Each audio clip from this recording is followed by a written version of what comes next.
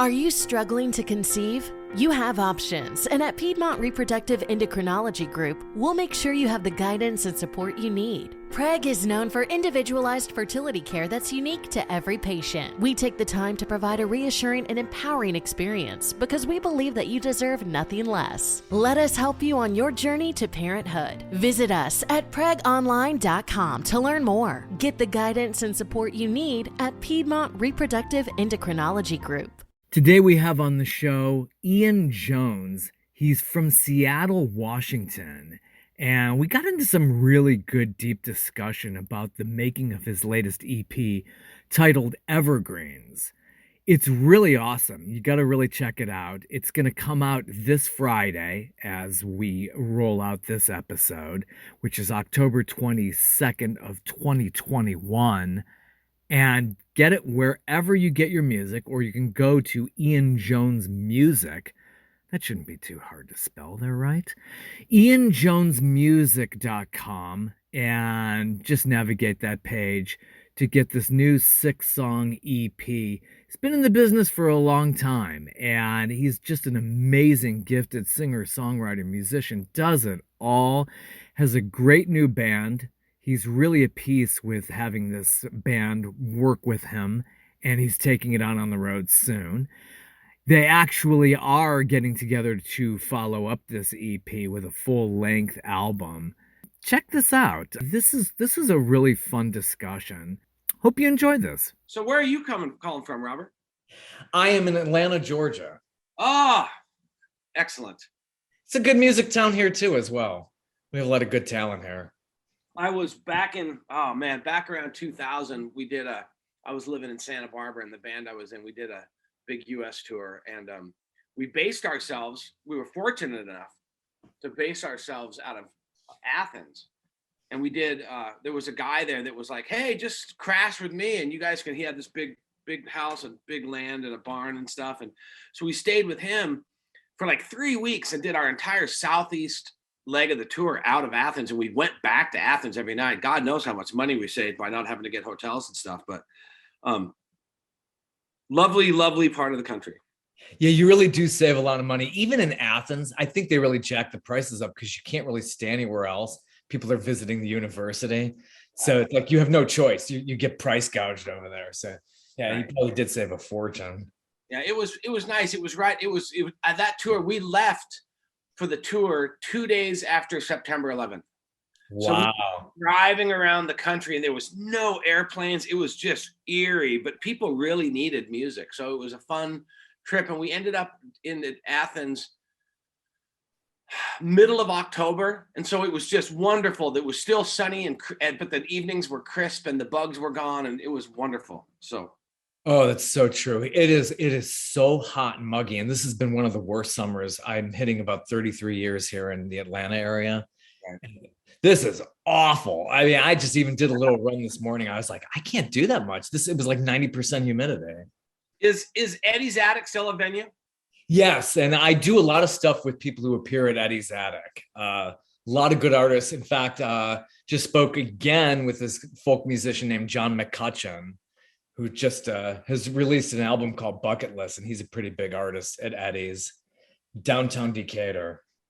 Yeah, we did. We were on the same label as John Mayer, and this was before he got signed to Capitol, and he was working there, or he was doing something there. Anyway, we went in to meet up with him, and he had a sound check, and that was when I first saw him play electric guitar. Wow. Only familiar with his breathy acoustic singer-songwriter stuff, and I walked in and I watched him do a Hendrix bit on his Strat, and I thought to myself, the hell are you doing playing acoustic, man? Literally. And then I got to see him. He came to Santa Barbara a bunch. He opened up for Glenn Phillips, and he was played with Matt Nathanson, and I don't want to say I got to know him, but it's funny seeing him when you meet someone like that, then they get to be extraordinarily famous. They get a lot of guff. He was the nicest guy in the world. Yeah, he does. Somehow, yeah, he's had some mishaps with the media, but honestly, what a talent. Holy crap. Oh, and he's doing that thing with the Dead. A friend of mine is a big Grateful Dead follower. And oh, yeah. I told him, I said, hey, man, you got to go check this out. And he's like, oh, John Mayer. I'm like, trust me, He's a monster, and he took over Jerry's stuff. He got all the guitars, all the signal chain, everything. Learned all of Jerry's stuff, and Adam just went and caught a whole. He did the whole East Coast leg of their tour, and he came back and he was like, "Oh my God, every single show was magnificent because John is so good. Everyone else has to rise to his level to play." Yeah. Spectacular talent, and they make it look so easy. I don't know how some talent can do that, but wow, I'm always blown away. Well, good for him. He's had a good, successful career. So Absolutely. Well, you got a great career going. How long have you been in this business now? Well, I started playing in bands in the late 80s and played all through Seattle in the 90s when all the stuff was going on. I got stories. I'm sure, being in this business. And then so the band I was in broke up, but we had a management contract, and our manager was out of Santa Barbara, and he called me up one day and he goes, "Hey, you really got to come down here because you need to do this songwriting workshop with Jim Messina." And I said, "Yeah." Who? Because I grew up, and my mom was my parents were hippies. My dad left pretty early on, and wasn't really around. And my dad was more of the country music and classical guy, and my mom was the hippie. And we had my babysitter when I was a kid was a record player, and we had all these records. But you can't have all the records. So one of the things we didn't have any logins in Messina or Polka or Buffalo Springfield. So I didn't really know about that till way later on. So I went down to Santa Barbara, and it's a funny story. I walked into the workshop thing and I said, "Hey, which one of these guys is Jimmy?" And he was standing right there. Oh, nice. Everyone down there worshiped the ground he walked on. He kind of looked at me and was like, "Who is this guy?" And he walked up to me and he said, "Who are you?" I said, "Oh, I'm Ian. I came down from Seattle. My manager told me I should come take the songwriting class." And I looked at him. I go, "Hey, where can I have a cigarette?" And I was the only one who smoked. I don't smoke anymore, but I was the only one that smoked other than Jimmy. And he goes, "Here, let's go outside."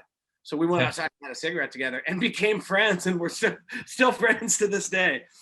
So thank for the cigarettes. I know, right? Yeah, exactly. There's only one benefit to having a cigarette. And I played all through Santa Barbara. I did a bunch of solo stuff, and then started a band with these guys only out of sheer convenience because we kept sharing the same stage. And they said, "Hey, we'll learn all your stuff and back you, and you can learn our stuff and back us." So we got together, and then it was just one of those time stand still moments. So we said, "Hey, maybe we should start a band." So we started a band called FM 1960, and that's the band that toured all over the place. And then of course, that band, like all others, crashed and burned right when we were at the pinnacle of our success. Of course, there was drugs involved and people sleeping with everyone else's girlfriends, and it was just typical Fleetwood Mac story. And then so I moved to LA and played out of there. And again, I figured, man, what better place to go if you're going to do it? Jump into the fire. And the first thing I learned after I spent all my money moving to LA is, if you want to be successful in LA, the first thing you got to do is get out of LA. So I did that whole scene, made a record or two, toured, mostly just solo tours, and then saved all my pennies so I could move out of LA. And then during that time, my girlfriend and I decided to get married. So we got married while we lived in LA, and we wanted to have kids. So I said, "I'm not bringing a kid into this world in Hollywood. That would be cruel, and I would never be forgiven." So we moved back up here with the intention of taking like 2 or 3 years off to have a kid. And then my dad's wife got sick, and she died of cancer. And then we took care of my dad, and then he got sick, and then he died of cancer. And then I had to take care of his estate. Meanwhile, we had another kid. During that whole thing, the 2 or 3 years off turned into 13 years off. Oh, wow. Yeah, that's pretty busy. Well, family's first. I don't care what anyone says. You can always play music, but you can't always take care of your dad. Yeah, how true that is. And it's like the movie Nothing in Common. If you remember that, if you saw that with Tom Hanks and Jackie Gleason, yeah, he basically put his life totally on hold for his dad. Yeah, totally that story. Yeah, and that's what you got to do. So I did that, and then I tried to do music kind of as a hobbyist, just to kind of keep my chops up, and I was virtually miserable. It's, I'm one of those guys that just cursed. I have music running through my head all the time. And I was playing with guys that were, they were good musicians and they were great guys, but it just wasn't the right fit. It wasn't, their chemistry wasn't right. And it just kind of, I wasn't happy. So I decided to, I also at that time decided I'm never going to be in a band again. Cause you can knock yourself out, because it was mostly my material. And I was like, look, this is crazy. Every time I do something and we're just about to get, something's going to happen, the band breaks up, and it's not my fault. And so I said, well, I'm just going to go solo and I hated the idea of using my name. I can't stand that. But, had I used my name from 1990, I probably would be in a different position now, because of it's surely because of product recognition from a marketing standpoint. But, whatever, here we are. And also the other thing about that is, during that time off, the music industry totally changed. Everything I knew about the music industry didn't matter anymore. Now we had social media, we have streaming, we have everything, Instagram, Facebook, Spotify, all of which I didn't understand how important it was. Yeah. So now here we are. And so, one of the unfortunate things about the pandemic really sucked for me, because we did the Results Not Typical record, which is the best record I've ever made. And we basically released it at the beginning of March, and a week later, the whole world shut down, Yeah. That's a great record. If you ever peruse around on the internet there, I feel like there's like this Jackson Browne feel to Results Not Typical. You kind of have that SoCal kind of feel to it. Well, that's, Jesse, the producer, Jesse lives in Ojai. And and there is, it's funny, because I didn't really get it. I didn't understand the whole Jackson Browne, Crosby, Stills and Nash, that whole sort of, some people call it yacht rock, whatever you want to call it. I didn't get that. I didn't understand. And then when I moved to Santa Barbara, I was like, oh, it's like, now I get it. Everything's so beautiful. All the women are beautiful. Yeah. A 5 in Santa Barbara is a 10 anywhere else in the country. And there's avocados and limes and oranges growing. And it's paradise, So I am like, okay, now I get this music. So maybe there's a little of that from what I was doing. And then also working with Jesse, that was kind of, we really set out to do something. One of my friends said, hey, because I'd made a bunch of records, and he said, if you really want to do this, if you want to try to be successful again, you really got to pick a lane. And no one had ever put it like that before. So the lane I decided to pick is completely represented in Results Not Typical. Totally. Yeah. You do. You got to have that feeling, that brand, and you stick with that because it's a familiar thing. People keep coming back to that. So you could always feel that. I love Santa Barbara. I remember there's like a butterfly sanctuary there. And yes. I remember the downtown. It's beautiful. And I ate at the Santa Barbara seafood company right on the beach there. Yeah, it's gorgeous. Yeah. What a great culture. It's the only thing about Santa Barbara. It's the only place I've ever seen the millionaires get displaced by billionaires. Mm-hmm. Yeah. Which is a really weird thing to wrap your head around when you see it happen. But the amount of money in Santa Barbara is mind-blowing. And then the disparity between the people with money and without money is also almost disgusting. But you're going to see that wherever you go if you look for it. So that is so true. So doing that record, how did you get hooked up with Jesse Siebenberg? And Jesse has a very long music history there too, as well. How did that all come about? Well, when I lived in Santa Barbara, one of the things about Santa Barbara is that it's an incestuously small town. Once you're there, and I got ingrained, I was very fortunate very early on, probably because of my friendship with Jimmy, to meet and become friends with some people that were pretty heavy hitters in the Santa Barbara area. So the first 8 months I lived there, I didn't have a job. I was just playing music and hanging out. I had some savings and got to do some session work and got to meet a bunch of really cool people. And one of the things that happens in Santa Barbara, especially during the summer, is that there are these parties that people have at these extraordinary properties. And there was this place that was called, this guy had it, he's no longer with us, Billy Burchett. He was a wonderful individual. He had this place up in Toro Canyon. Literally, he built like a little amphitheater in his yard with the ocean and the islands in the backdrop. It was up in the hills. And he would have this thing called Toro Canyon Bowl. And like Mike Campbell would come from the Heartbreakers, would come, and Ronnie Blair would come and play, and all these people would play. And so we would do our thing and our bands would play, or I would do a solo, we'd have jams or whatever. And then after, when everyone got kicked out, the musicians would stay and just hang out all night, have like a fire and play guitar and play Beatles songs around the fire. And that's where I met Jesse. We played together and we knew each other just from playing. And I knew he was an alien. I mean, the guy can play any instrument and sing like a bird. And he's one of those guys that just, even if he doesn't really know the song, he can just sing harmonies to it perfectly. Wake up at Holiday Inn Express to a can't-miss breakfast that's free with every stay. Count on all the hot, fresh coffee you need and an incredible breakfast buffet that has something for everyone, like eggs, cinnamon rolls, and even hot, fresh pancakes with all the toppings you crave. Next time, do yourself a favor and stay at a Holiday Inn Express with a can't-miss breakfast that's free with every stay. So, when you wake up at Holiday Inn Express, you'll wake up happy, a part of IHG Hotels and Resorts. Okay, round two. Name something that's not boring. A laundry? Ooh, a book club.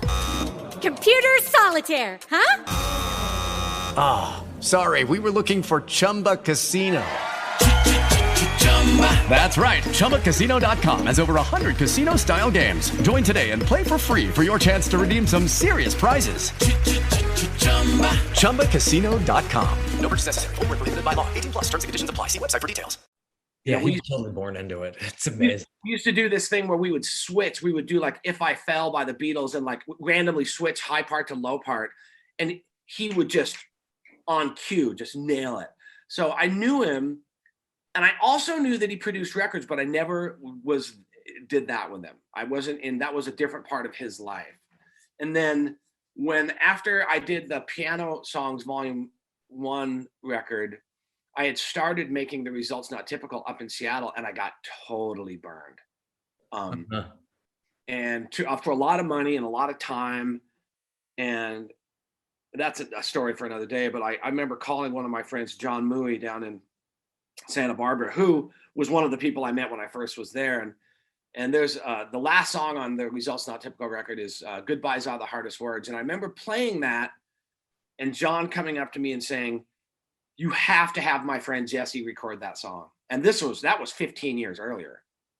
Wow. And so I called John up and he was like, hey, what's going on? I'm like, man, I got burned. I don't know what to do. I'm just totally I was totally in a funk. I was in a depression. I was like, I don't know what I'm going to do. I spent all this money. And he said, call Jesse, have him do your record. And I said, oh yeah, but he's like a rock star and he's so busy. And because it was always like, hey, check me out, I'm on Letterman. Hey, check me out, I'm on Kimmel. I'm like, he was always on these shows playing drums or guitar or whatever. And John said, no, he just had a kid. He's taking a year off. Call him up. This was a perfect time. So I sent Jesse an email or a text, I think. I sent him a text. I had his number. And I was fully expecting to have to do the obligatory 2-week follow-up. Oh, did you get my text? Maybe we could do a song or two, maybe a short EP. And like 20 minutes later, I get this scrolling text back from Jesse saying, oh my God, perfect timing. I've been following your stuff online. I love your songs. I already know who's going to play on the record and all this stuff. And I was like, wow, what? So I set up a tour and I went down the West Coast and I played down to Santa Barbara with the intent of taking a day into going into Ojai and seeing the studio, which I did. And we started pre-production and literally flew down on a Friday and we did pre-production for 2 days. Sunday night, he sent the tracks to, we basically recorded everything in his home studio, just acoustic versions, and changed a bunch of stuff around, rearranged stuff. He sent it out Sunday night. Monday morning, we met Joey Waronker, Dave Palmer, and Aaron Embry switched on piano. Jason Soda played guitar, and then there was a Johnny Flower who played with Ryan Adams, played bass one day, and then a guy named Gabe Noel, who's a sensational bass player and cello player. He played bass the second day. And we recorded 5 songs live the first day with no click track. So everything on that record is drums, bass, guitar, acoustic guitar, piano, and vocals are all live, no comping, anything. Yeah. And the second day we did 6 songs, and that was it. So that's why the song album's called Results Not Typical, because, you know, 5 guys in a room together that have never heard the stuff, maybe 3 takes per song, and that was it. And even guys like Joey were like, wow, this doesn't really happen anymore. Yeah, it's very rare, because I mean, you see the stuff in mainstream, and you got like 7 producers on one track, and it's just so synthetic. And now what you have is very organic. It's very rare. And so the cool thing, and that's, I was telling someone the other day, I was doing a Zoom interview, and I said, one of the things that a lot of people don't understand, and I have told a lot of singer-songwriters this, because there's a lot of people like in the Seattle area, and they ask questions about how I, got to where I am.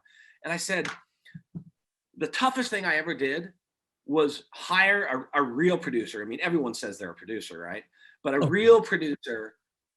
And I always wondered, what does a real producer do? And really, the job of a real producer is to just put the right cats in the room. Yeah, that's what, because, and if you read things about, or if you hear stories about guys like Rick Rubin or some of these great producers, what their job, Tommy, what is it, Iata or whatever his name was, they put the right guys in the room, and then they don't have to work. Yeah, they don't micromanage. A really great producer doesn't sit there and micromanage, and they just make you feel comfortable. I think that's the thing I got out of Phil Ramon's book, Making Records. It was like, make them comfortable. In fact, I'm going to write that down. You're like the 4th person who said that, who's talked about that book. Just the right microphone. Making Records is fantastic. He produced everybody from Peter Palmieri through Billy Joel and people like that. Just really turned these careers around and really sold a lot of records that way.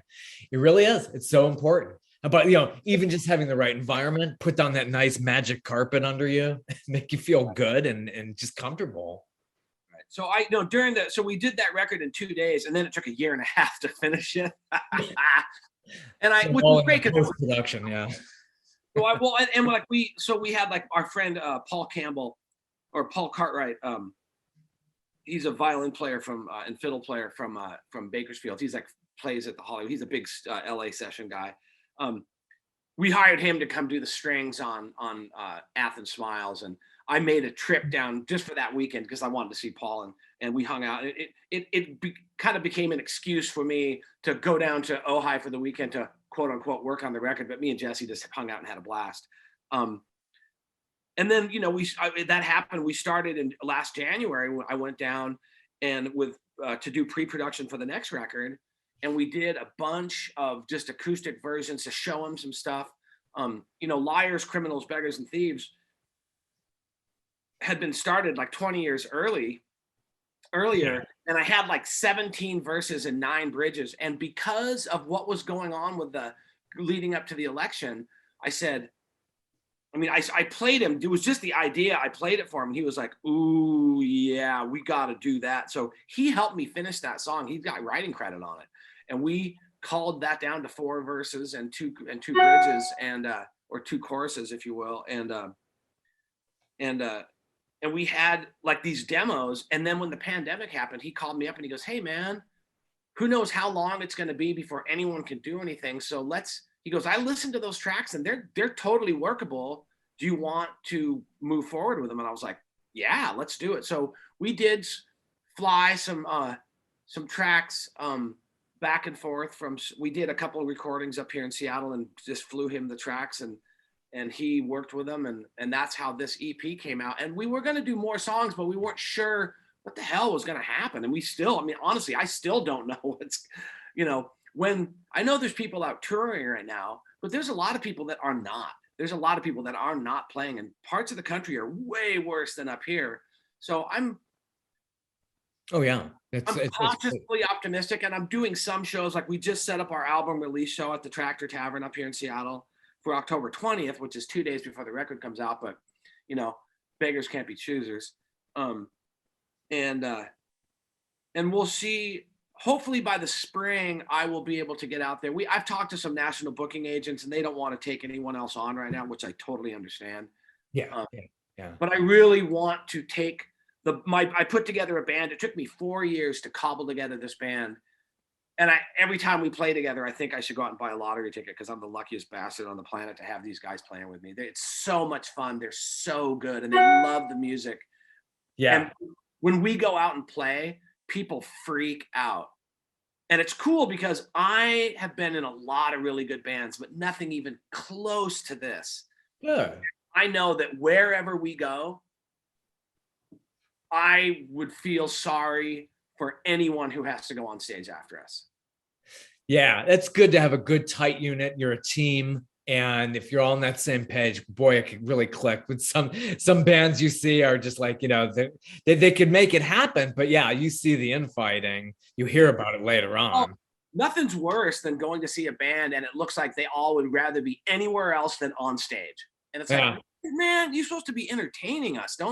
What a drag, So every time we go, we have way more fun than it's even fair. And I'm really looking forward to taking this out on the road. And I know I'm going to have to go out by myself, probably solo troubadour, and kind of pave the way. But because it's also expensive to take a band on tour. I mean, it costs me between $1,500 and $2,000 a day.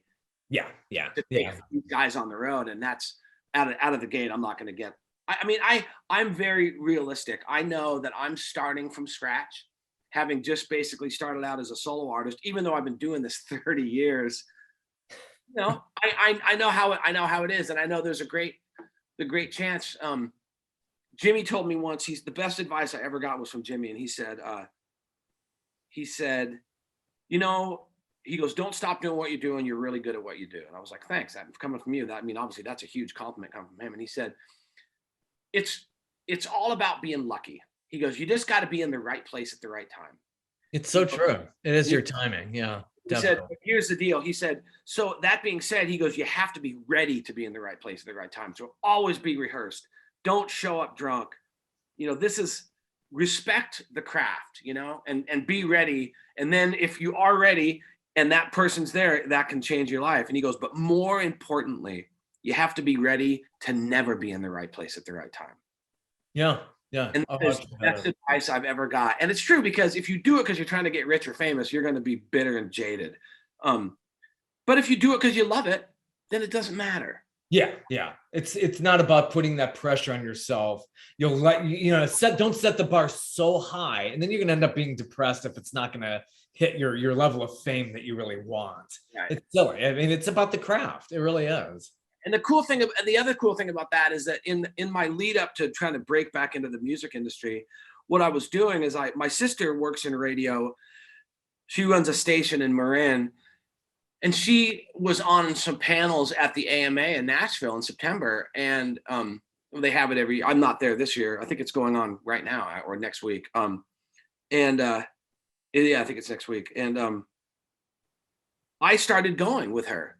And I didn't tell anyone I played. I just went to learn. She said, come out and just pay attention and learn and soak it all in.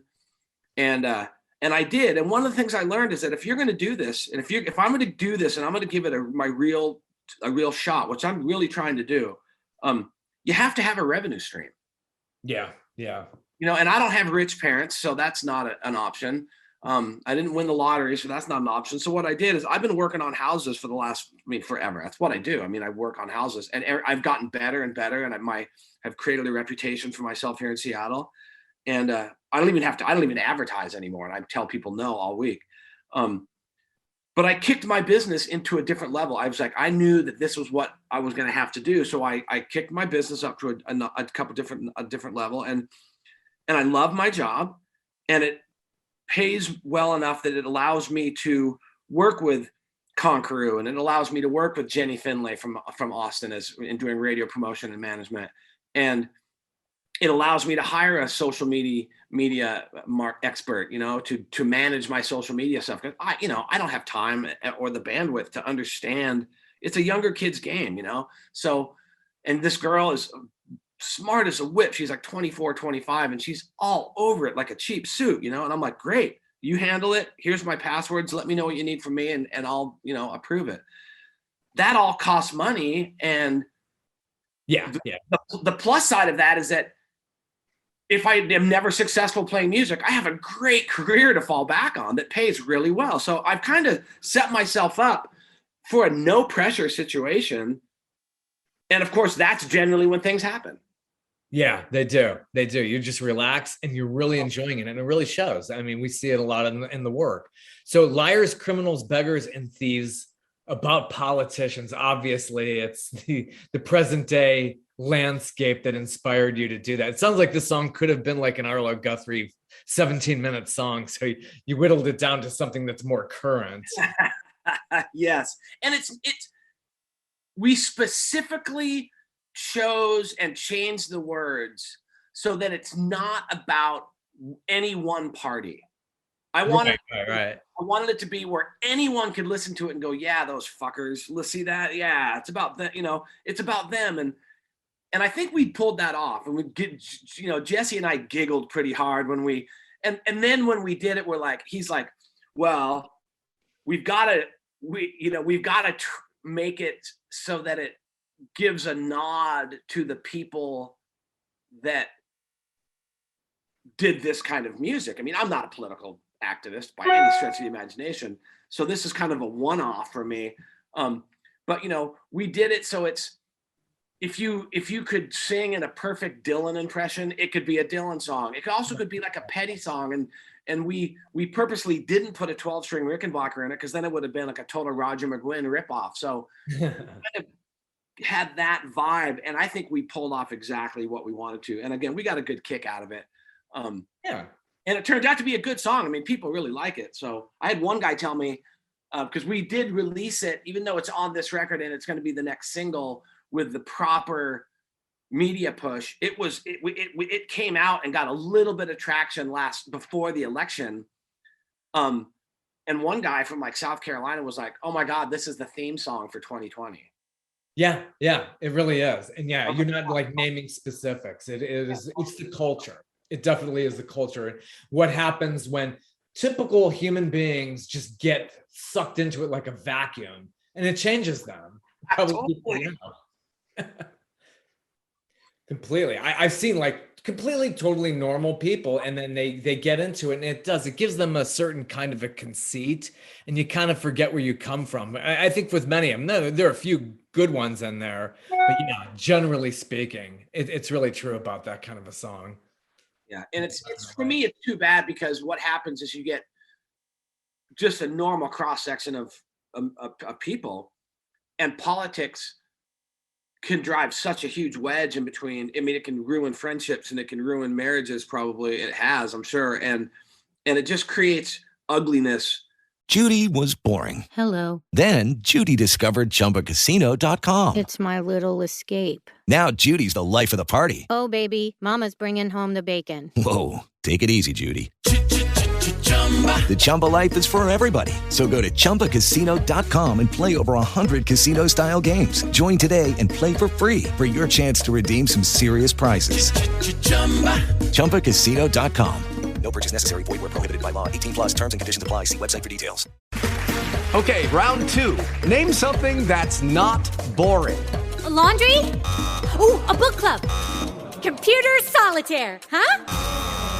Ah, sorry, we were looking for Chumba Casino. That's right, ChumbaCasino.com has over 100 casino-style games. Join today and play for free for your chance to redeem some serious prizes. ChumbaCasino.com. No purchase necessary. Void where prohibited by law. 18+ terms and conditions apply. See website for details. Which there's already too much of, and one of the beautiful things is, Tom Petty said about music, he said, music is really the only one true magic that really exists. I mean, I guess love is kind of a magic as well, but music really, it's one of those things that has to be. I mean, people need food and people need water, but people need music. I mean, I can't even imagine if you took all the music away. I mean, civilization would stop. Oh, it's so true. You need it. It is. I think it's a staple, and I've seen it bring people together. And there's certain artists. I don't know if it's such a great thing. Some pull it off well by taking a stance. You got your Springsteens and Mellencamp's, but a lot of them, you have a cross section of people from liberal to conservative in your audience. So I think it's just best to kind of stay neutral. Not to say that you shouldn't have an opinion, but it's kind of hard to take a stance because then you end up alienating a certain cross section of people too. And as a musician, you can't afford to alienate anyone, unless you get guys like Ed Vedder, and he tried, and it didn't matter one way or the other. If he loses a couple of fans, he's not going to starve to death. And my 15-year-old daughter is like, Daddy, if you get to a place, then you can use your stature to take on, what, and I'm like, yeah, no, that's not what I'm going to do, because that's just it's not who I am as a person. Yeah. That's true. I'm sure Springsteen has always been like that. He's probably always had a strong opinion, and he's probably always been in almost like an activist sort of role, and good for him. I mean, I love him to death. His art is beautiful. But that's just not my jam. So I don't plan on, ever doing that.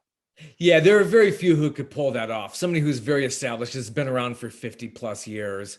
He could kind of get away with that. But in today's landscape, it's just best to really kind of just stay in the middle, stay neutral. And I think you do it just right with that track. So this 6-song EP, you got some really good songs on there too, especially the is this being considered the title track, Evergreens? Yeah, so Evergreens is, and again, this is one of those things, I know people that go to painstaking lengths to try to figure out what they're going to call stuff. And I'm just like, the same thing with like the order of the songs.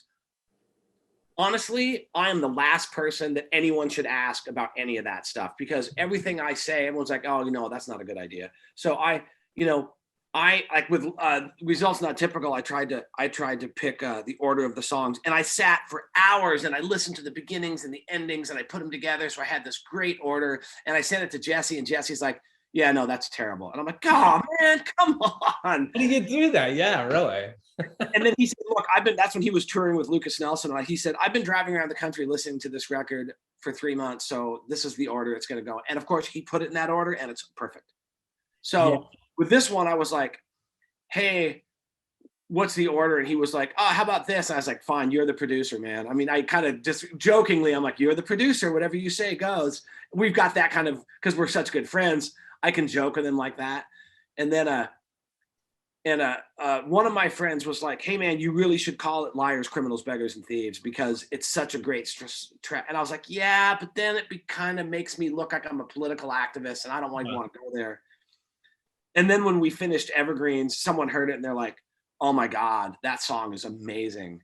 Yeah. And I was like, all right, so there's the album title, and then we can just take a picture of trees and put it on the cover, And I was half joking, and that's what we did. And then we ended up making a video for it. And it's funny how, again, it goes back to, it's not that I don't care. It's just that I don't put any pressure on myself. So it made it really easy to go, oh yeah, well that works. Let's just do that. And then it worked out. Yeah, it's nice to have a very simple one-word title. I think, doing Liars, Criminals, Beggars, and that just takes a long time to sit there and say, hey, here's my new EP. It's like, right. I think it's much easier to just simply go with a simple title, and great then title track. And is it about, people who are having the guts to just leave their hometowns and basically exploring on their own? And a lot of us have done that, in our lives. It's just leave your hometown, leave your comfort zone, and just feeling like you're taking on the world. I kind of get that feeling out of it. That's exactly what, and it's funny because as you get older, when you go through life and you meet people the people that went out and did that, even if you end up back home in your comfort zone, if you went out and pioneered, if you went and traveled through Europe, or if you went and lived in a different state, those people are interesting.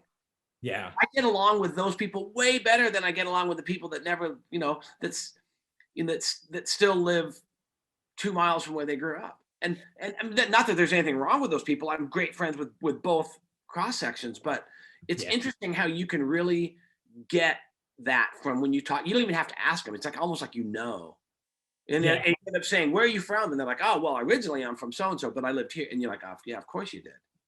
Yeah, you get so many more stories and so many more perspectives. If you even just go through Europe for 3 months out of your life and then come back home or whatever, you come back with more experiences. So yeah, I find that it's not about a judgment. There are people who are interesting who've been in the same hometown. Hey, I've been in Mayberry for the last 40 years, haven't done anything else. I mean, they got their own little perspective too, but something to be said about like jumping out there on your own and just taking on the world.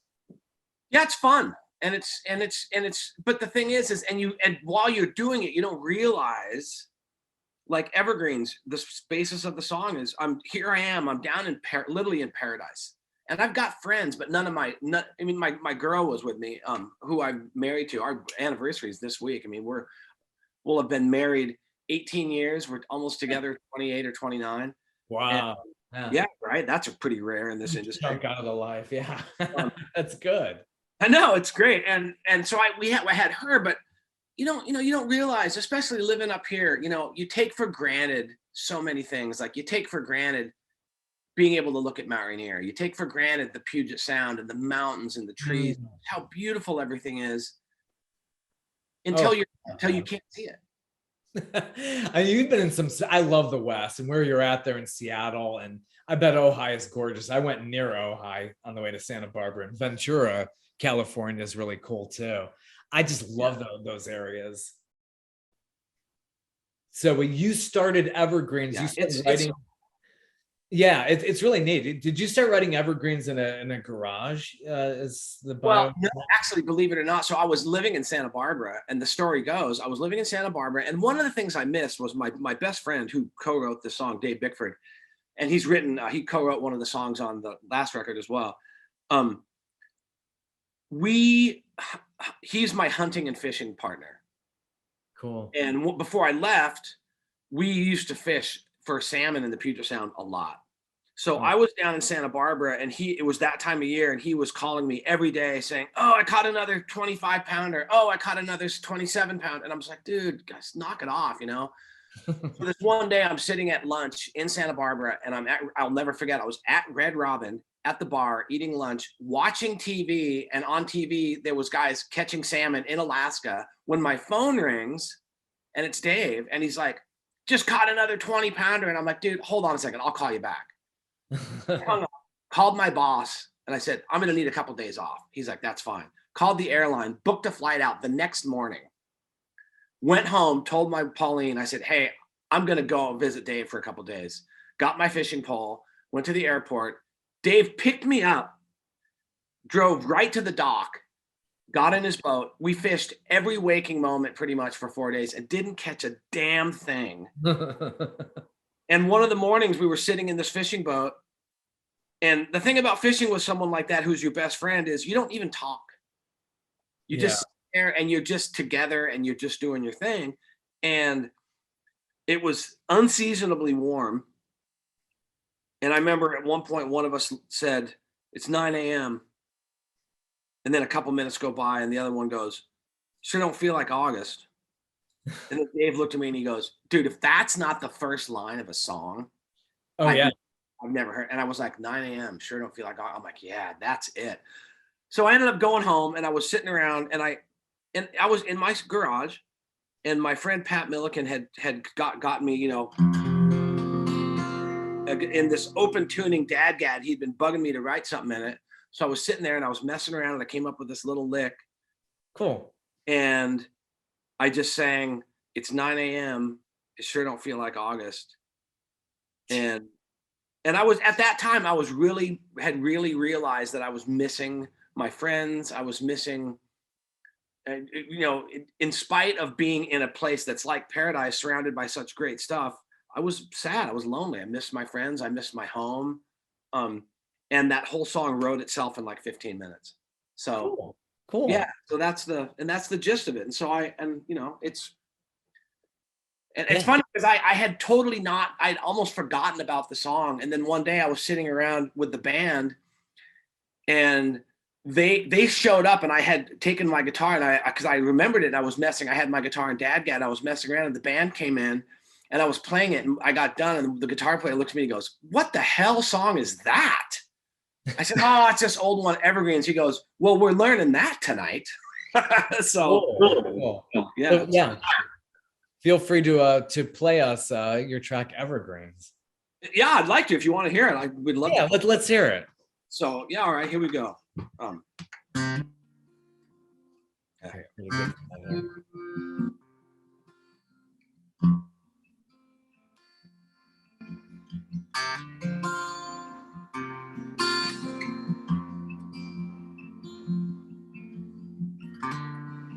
It's 9 a.m. Sure don't feel like August. Cold winds blowing from the east. I miss my friends. It seems forever since I left my home in the Evergreens.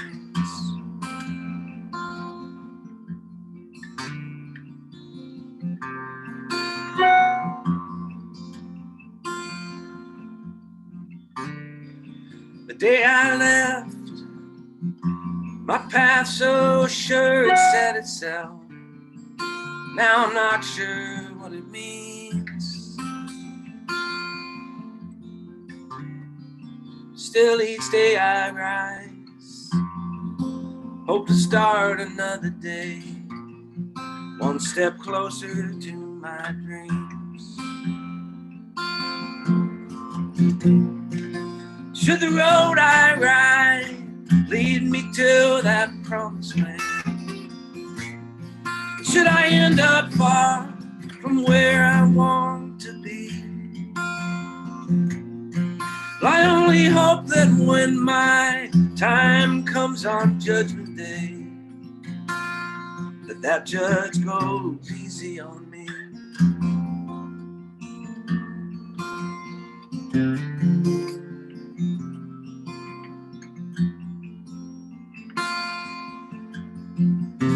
Hey, ain't it nice?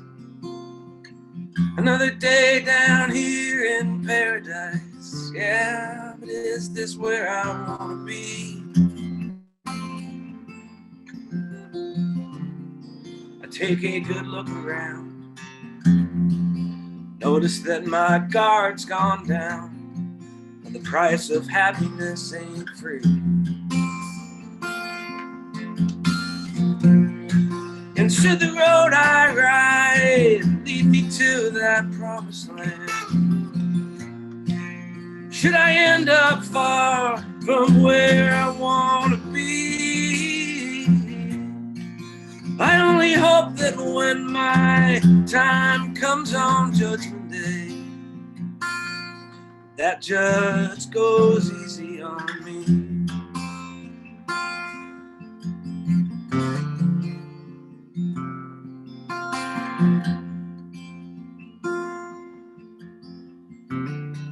Now it's nearly midnight. It's early mid-September. The red wine has got the best of me. And here I sit again, and I still miss my friends up there in the Evergreens.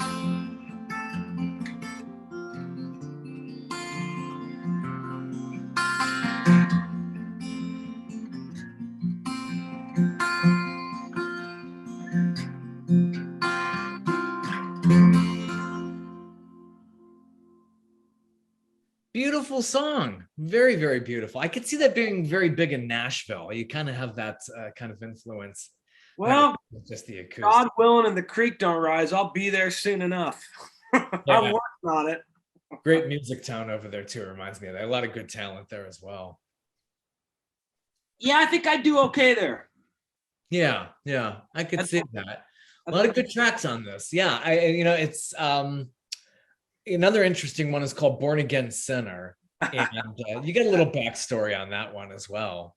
So the backstory on Born Again Sinner is I was on tour in Montana, and I was sick and tired of being woke up when the sun came up in my van after being up late. So I was so I went out and I bought some of this blockout fabric, like light blockout fabric. And so what I was doing is I was looking for some Velcro. So I was in Hamilton, I think, and I was walking up the street, and there was these two girls on the sidewalk, and I walked up to them and I said, "Hey, excuse me, I hate to interrupt you, but could you tell me where I could maybe find some Velcro?" Okay, round 2. Name something that's not boring. A laundry? Ooh, a book club. Computer solitaire, huh? Ah, sorry, we were looking for Chumba Casino. That's right. ChumbaCasino.com has over 100 casino-style games. Join today and play for free for your chance to redeem some serious prizes. ChumbaCasino.com. No purchase necessary. Void where prohibited by law. 18 plus. Terms and conditions apply. See website for details. Lucky Land Casino, asking people, what's the weirdest place you've gotten lucky? Lucky? In line at the deli, I guess? Aha, in my dentist's office. More than once, actually. Do I have to say? Yes, you do. In the car before my kids' PTA meeting. Really? Yes. Excuse me, what's the weirdest place you've gotten lucky? I never win and tell. Well, there you have it. You can get lucky anywhere, playing at LuckyLandSlots.com. Play for free right now. Are you feeling lucky? No purchase necessary. Void where prohibited by law. 18 plus. Terms and conditions apply. See website for details. And this girl was so nice. She said, "Oh," and she like totally blew her friend off, and she walked me up to the corner. She goes, "Now down here, there's this, and if you take this left or go right, or then there's this store, and then if you go into the store and you go to the left," and she told me exactly where to go. And I went, I followed her directions, and by God, I found my Velcro. So I went back, and I had some time to kill. So I went back, and I was kind of walking around, and I said, "You know what?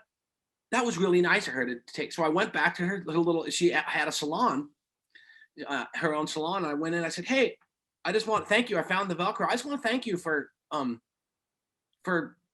taking the time and to show me where to get it." She goes, "Oh no, that's fine." So we started talking. She goes, "What are you doing here?" And I said, "Oh, I'm on tour, and I'm playing tonight down the street."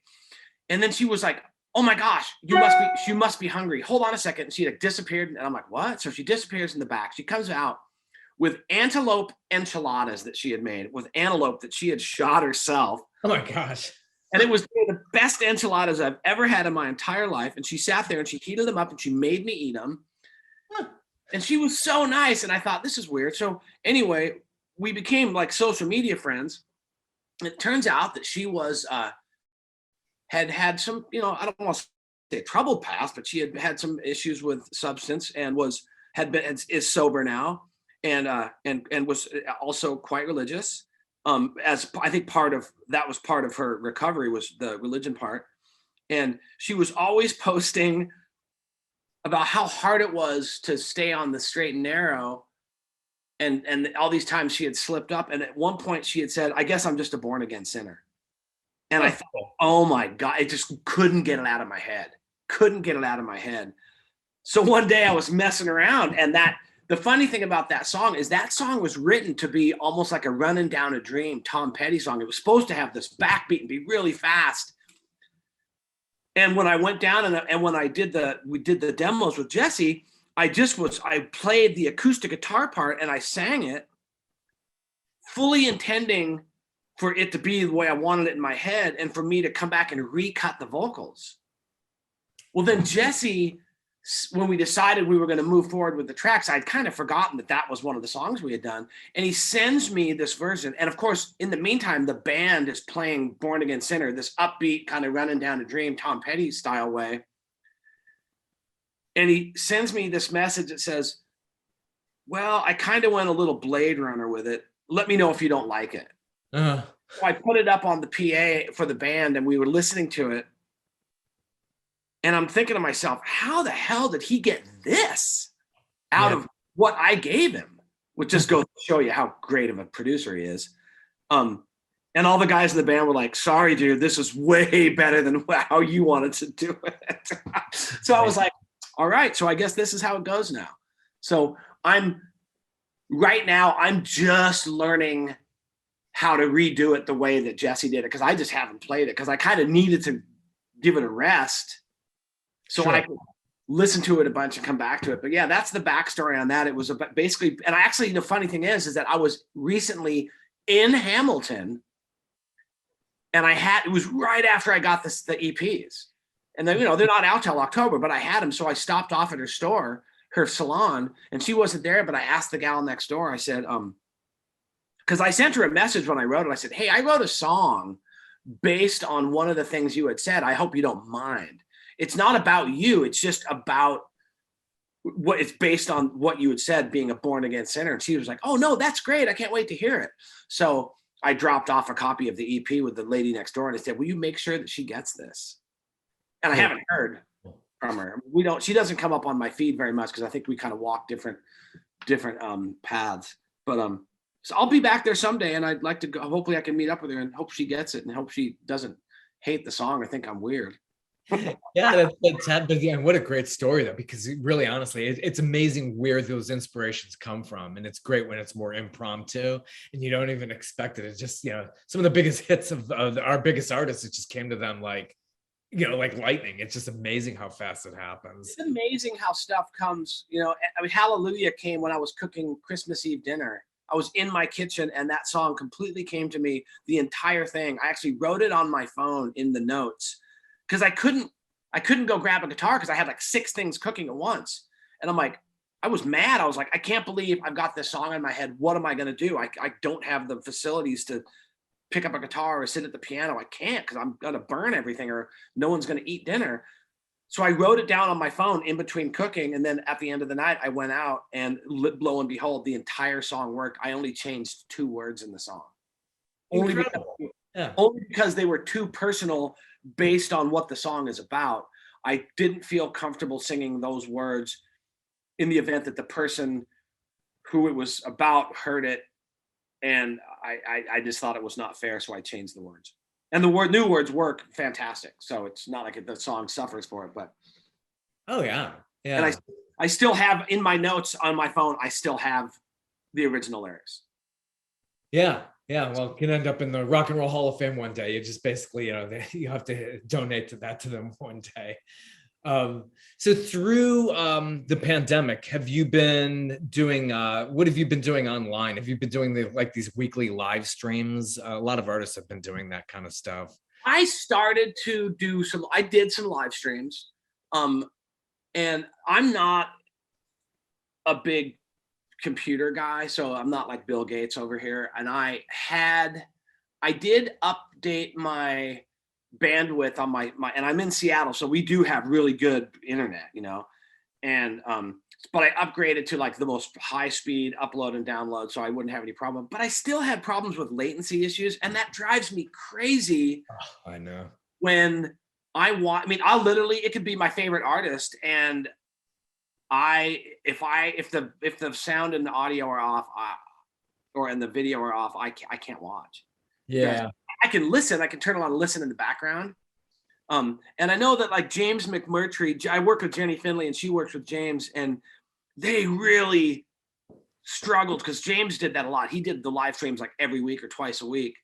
And it took forever for them to try to figure it out. And of course, I don't have forever. And I also don't have a team of people to help me with it. So we did some stuff where we're going to put one of them up. We went into this local recording studio, and we recorded everything and videoed it. And then we were going to mix it and then upload it. Yeah. So that it was professional and it was okay to watch. And I've done some ones where we recorded a story and a song, where I tell the story about a song and then I play the song.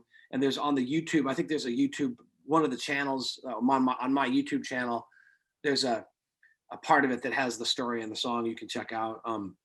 But really, moreover, on the pandemic, the pandemic sucked because, I couldn't go out and tour and promote Results Not Typical. And I was able to put all the stuff out to radio before everything shut down. So Jenny was able to really get that album out, and it got a lot of traction. It got a lot of airplay. Unfortunately, I wasn't able to tour behind it and go put a face to the music. But one of the things that it was, the shutdown was almost a blessing in disguise, because when we started, we had spent so much time making sure that the record was done right, that I didn't have the content on the social media sites. So what I did is I spent the lockdown really going out and making sure that we had videos on YouTube, and the Instagram, I posted a lot. So we got all the numbers up on that. I tried to get my Spotify numbers up, which we're still working on. I'm working with a couple people to get the Spotify, get on playlists and stuff. And that's navigating that as a whole new, it's very complicated. It really is. Yeah. It's a whole science. It's like, how do you get the eyes and ears on your material? It's really, because everybody could do it these days. It's really hard to compete. It really is. It's like there's these gatekeepers in everything, because there's so much great music and you wouldn't know it by what you get to hear. It's so true. The market is oversaturated with mediocrity, which makes it so hard to navigate. And there are these gatekeepers that make it so hard to get past them. But, they call it the music business, and everyone thinks that that's just a neat catchphrase, but it is a business, and it is one of the hardest and nastiest and brutal businesses to be in. Why I want to be in it is you should get my head checked, but we're all gluttons for punishment. I know, right? We're all like, why do we do this? But it's hard for a reason. Yeah, it is. If you kind of have to just have longevity, and sooner or later, if you're lucky, if you're in the right place at the right time, then you can, maybe be one of the very, very few that can eke out some sort of, make it worth your while. Again, I have something I can fall back on, so it's not like I'm relying on this to feed myself. But I think especially now with the team I have, and with Jesse in my corner, the next record's already written, and Jesse's it's going to be 12 songs if I don't write more. Jesse's going to come up here, and we're going to record with the band. So it'll be Ian Jones and the Living Room All Stars. It'll be our first record as a full band. And Jesse's going to come up. We're going to record it up here at Ken Stringfellow's studio. Ken is from the Posies, and he's got a great studio up here in Seattle, although I think he lives in France. And we're going to record it up here. Then Jesse's going to go back to California, and he's going to mix it and do whatever else he wants to do to it. And those songs, I'm telling you, the next record is arguably going to be better than that last one or this EP. Excellent. Well, yeah, it's in doing EPs or releasing just singles, that's been popular these days too. It's like we've kind of come full circle with that, but I love the full album experience too. It's that come from that time where you get the full vinyl, you get the gatefold, and maybe even a booklet if you were Elton John or somebody like that. And it's just this beautiful artwork, and you can hold it, and it's got a theme to the whole album, and not everything's a hit on there. I really do miss that. And with Spotify and all this stuff, I think it's kind of spoiled it all. Do you have a record player? Do you listen to vinyl?